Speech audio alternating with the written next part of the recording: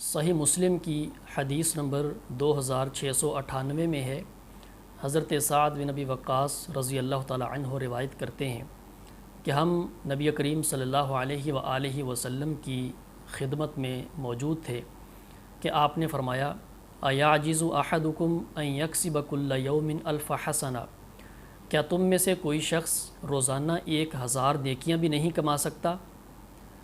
تو ہم میں سے ایک شخص نے عرض کی یا رسول اللہ کہ ہم میں سے کوئی روزانہ 1000 نیکیاں کیسے کما سکتا ہے؟ تو آپ نے فرمایا یسبح 100 تسبیحہ، وہ 100 مرتبہ سبحان اللہ پڑھے، فیکتب لہ الف حسنہ، تو اس کے لیے 1000 نیکیاں لکھ دی جائیں گی، او یحط عنہ الف خطیہ، یا اس کی 1000 خطائیں مٹا دی جائیں گی۔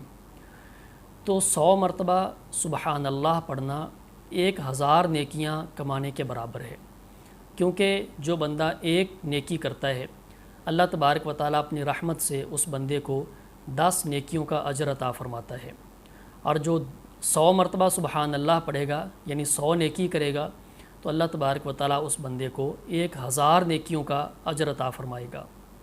تو بڑا ہی آسان عمل ہے اور بڑا ہی مختصر عمل ہے، مگر اس کی فضیلت بہت زیادہ ہے۔ تو اللہ تبارک و تعالیٰ ہمیں اس عمل کو اپنانے کی توفیق دے۔ والسلام علیکم ورحمۃ اللہ وبرکاتہ۔